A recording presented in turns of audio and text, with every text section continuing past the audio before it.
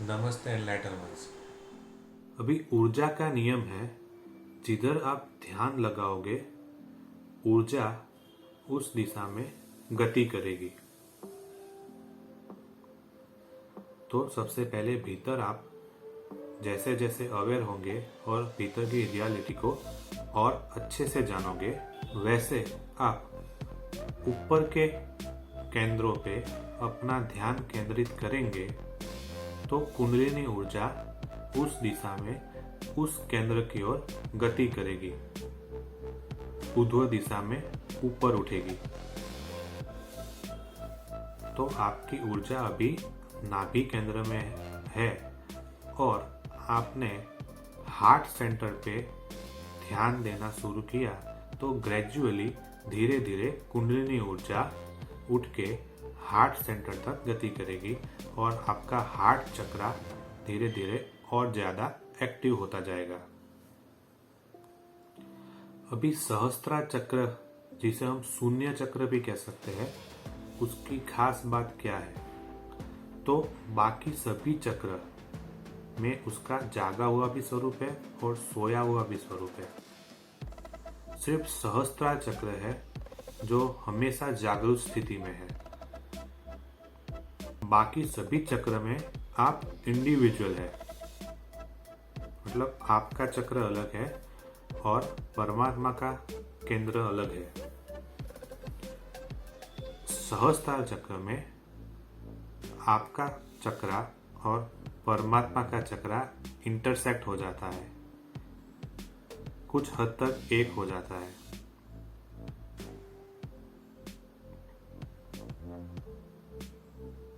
इसीलिए सहस्त्रार चक्र में जब ऊर्जा जाती है तब परम आनंद, परम शांति की अनुभूति होती है।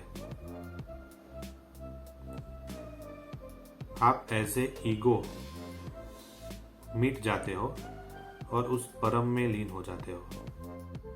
और ये परम शून्य ही है जो इनफाइनाइट को, अनंत को समाने का एक आधार बनता है। तो एक तरीके से सहस्त्रार चक्र अर्थिंग का भी काम करता है, क्योंकि आपकी ऊर्जा शुरू में जब उठ रही है तब उसको और ऊपर चढ़ने की जगह है। आप नाभि केंद्र से हार्ट चक्र तक ऊर्ध्व गति कर सकते हैं,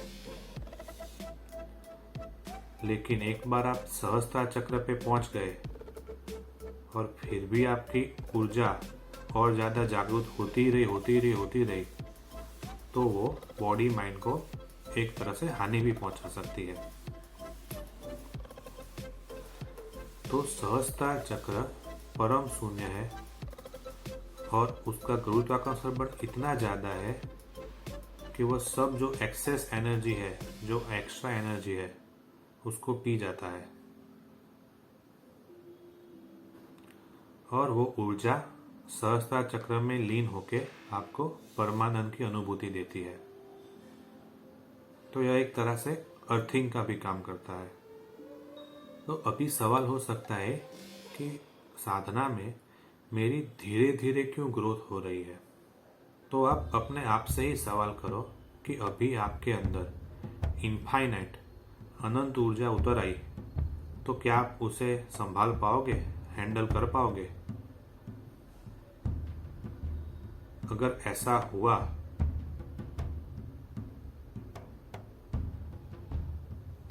तो उसके सब पे अलग अलग परिणाम होंगे।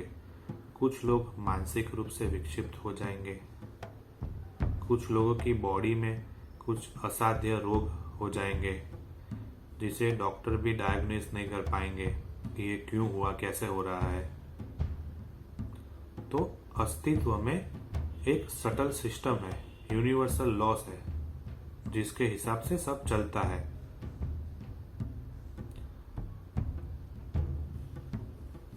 तो बाहर की दुनिया में तो ऐसा हो सकता है कि आप कुछ डिजर्व कर रहे हो तो आपको वो ना मिले, लेकिन भीतर के जगत में जो आप डिजर्व करते हो वह आपको मिल ही जाता है। बस आप अपनी तरफ से तैयार रहो। जैसे जैसे आप ध्यान करोगे, साधना करोगे और आपका शरीर मन जैसे जैसे और तैयार होगा, वैसे वैसे ग्रेजुअली आपका इवोल्यूशन होगा। और जब आप शून्य में भी लीन होने को तैयार हो जाएंगे, तब अनंत हो जाएंगे। सवाल है, क्या कुंडलिनी को जगाने की जरूरत है? और स्पिरिचुअल जर्नी में सबको कुंडलिनी जागृत होने का अनुभव होगा या नहीं? तो जैसे जैसे आप साधना करेंगे, आपकी आत्मा सघन होगी और अपने आप आपकी कुंडलिनी जागृत होने लगेगी। उसके लिए कुछ अलग से प्रयास नहीं करना है भीतर। और जितना आपके अंदर ब्लॉकेज होगा, कुछ रुका होगा, ऊर्जा को ऊपर चढ़ने में कुछ ब्लॉकेज होगा, उतना ही आपको कुंडलिनी ज़्यादा फील होगी। मतलब आपके स्पाइन में, करोड़रज्जु में, ऊर्जा के मार्ग में अगर कुछ रुकाव नहीं है, कोई ब्लॉकेज नहीं है, तो कुंडलिनी सीधा आज्ञा चक्र पे या सहस्त्रार चक्र पे ट्रैवल करके आ जाएगी और आपको भीतर उतना महसूस ही नहीं होगा, फील ही नहीं होगा। तो ऐसा व्यक्ति अपना स्पिरिचुअल अवेकनिंग करेगा, लेकिन फिर भी उसको कुंडलिनी का इतना अनुभव नहीं होगा। फॉर एग्जाम्पल, हमारा शरीर भी जब बीमार हो तब हमें ज़्यादा फील होता है, हम बॉडी में रहते हैं। हम ध्यान करेंगे और शरीर में कुछ हमें पीड़ा है, बीमारी है, तो हमें शरीर महसूस होगा। लेकिन अगर शरीर एकदम हेल्दी है तो हम easily out of body experience कर पाएंगे, ध्यान में ज़्यादा गहरे लीन हो पाएंगे। तो कुछ प्रॉब्लम हो, कोई ब्लॉकेज हो, ऊर्जा आगे बढ़ ना रही हो, उस जगह पे रेजिस्टेंस हो, ऊर्जा वहाँ तक जाके रुक जाती हो, वहाँ पे रेजिस्टेंस है, तो उधर एक डायनेमिक चक्र क्रिएट होगा। इसलिए चक्र की संख्या सबके लिए अलग अलग होगी। वैसे मेन तौर पे 7 चक्र है, लेकिन किसी को 9 भी फील होंगे। जिसको जितना रेजिस्टेंस होगा उतने ज़्यादा चक्र फील होंगे और कुंडलिनी फील होगी। अभी इसमें और दूसरा मार्ग है जो और ज़्यादा नेचुरल है। तो कुंडलिनी जिससे उत्पन्न होती है वह कुंड यूनिवर्सल एनर्जी का सेंटर है और उसकी ओपनिंग हमारे भीतर सेक्स सेंटर के पास और नाभि केंद्र के पास है, यानी बेली में है, जहाँ से हमारे भीतर सभी ऊर्जा जागृत होती है। और वो एक एनर्जी पूल जैसा है। इस कुंड में से कुंडलिनी जागृत होती है। जैसे एक वेल है, कुआं है, उसके भीतर जो पानी है वो आप ऐसा कह सकते हैं कि उस कुएं का पानी है, लेकिन वो पानी जमीन के गहरे जो अंडरग्राउंड वाटर है उसके साथ जुड़ा हुआ है।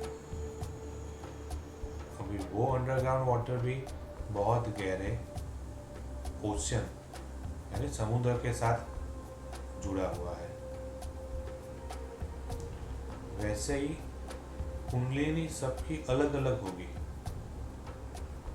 लेकिन जो कुंडलिनी में ऊर्जा, एनर्जी उत्पन्न हो रही है वह कुंड में से ही आई हुई है। और कुंड यूनिवर्सल है, मतलब सभी उस कुंड के साथ कनेक्टेड है। तो एक मार्ग तो है कि कुंडलिनी जागृत करके अपने आत्मा को सघन करना है, और उसके बाद तो हमें आत्मा को परमात्मा में लीन करना ही है। तो दूसरा मार्ग है भीतर जानना कि हमारे अंदर सभी ऊर्जा का मूल केंद्र क्या है। कोई भी ऊर्जा हमारे भीतर किस केंद्र से उत्पन्न हो रही है। तो आप धीरे धीरे कुंड के पास चले जाएंगे, भीतर उसी ऊर्जा के स्रोत का पीछा करते करते जाना है, और आप उस अनंत ऊर्जा का स्रोत कुंड को जान ले, वहां तक उस स्रोत तक पहुंच जाए तो उसमें लीन हो जाना है। आप एक बूंद की तरह तो मर जाएंगे, लेकिन पूरा समुद्र बन जाएंगे। लेकिन उसमें आपका मैं नहीं रहेगा। अभी यूनिवर्स में ब्लैक होल्स और वाइट होल्स का अस्तित्व है। ब्लैक होल मैटर को और एनर्जी को अपने में समा लेता है, सोच लेता है। उसका गुरुत्वाकर्षण बल इतना ज़्यादा है, और वो समय को भी धीमा कर देता है, डिस्टॉर्ट कर देता है। व्हाइट होल्स उससे बिल्कुल रिवर्स है। व्हाइट होल मैटर को, कह सकते हैं प्योर एनर्जी को, लाइट को फेंकता है, अपने में से बाहर निकालता है। अभी संस्कृत में एक महावाक्य है, जे पिंडे ते ब्रह्मांडे। कुंडलिनी में जो आखिरी केंद्र है सहस्त्रार, या उसे शून्य केंद्र भी कह सकते हैं, जो हमारे सिर के बिल्कुल ऊपर है, वह ब्लैक होल की तरह है। हमारे कुंडलिनी में से उत्पन्न हुई सारी ऊर्जा को वो पी जाता है, लेकिन उसमें आप लीन हो जाते हो। वो परम आनंदित अवस्था भी है। सहस्त्रार चक्र में से, शून्य चक्र में से ऊर्जा निकालना ऑलमोस्ट इम्पॉसिबल है। जिसका सहस्त्रार चक्र जागृत है, वह इसका प्रयोग भी करे, कुछ समय तक वो मामूली सी ऊर्जा सहस्त्रार चक्र में से निकालने की कोशिश करता है, लेकिन उस चक्र का गुरुत्वाकर्षण बल इतना ज़्यादा है कि वह पुनः पूरी ऊर्जा को पी जाता है, सोच लेता है। इससे बिल्कुल उल्टा हमारा कुंड है, जहाँ से कुंडलिनी उत्पन्न होती है, सेक्स सेंटर के थोड़ा नीचे, वह वाइट होल है। वहाँ आप ध्यान दोगे तो ऊर्जा को उत्पन्न करके ऊपर की ओर गति करा सकते हो, लेकिन उधर ऊर्जा देना ऑलमोस्ट इम्पॉसिबल है। वो वाइट होल की तरह वहां से ऊर्जा बस बाहर निकलेगी। हाँ, ध्यान देके कॉन्शियस होके आप कुंड में उतर सकते हो और जान सकते हो, लेकिन ऊर्जा देना ऑलमोस्ट इम्पॉसिबल है।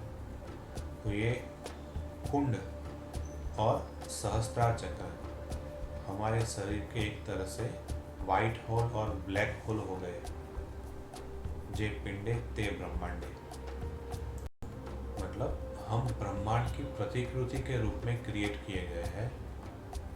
ब्रह्मांड में भी जो है वो भी छोटे स्तर पे हमारे भीतर मौजूद है।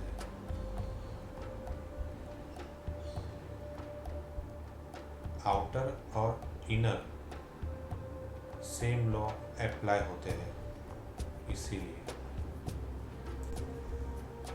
बाहर भी अनंत ब्रह्मांड है और भीतर भी कोई छोर नहीं, अनंत गहराई है। तो शून्यता सबका आधार है। जैसे ही आप शून्य में भी लीन होने को तैयार हो जाएंगे, अनंत हो जाएंगे।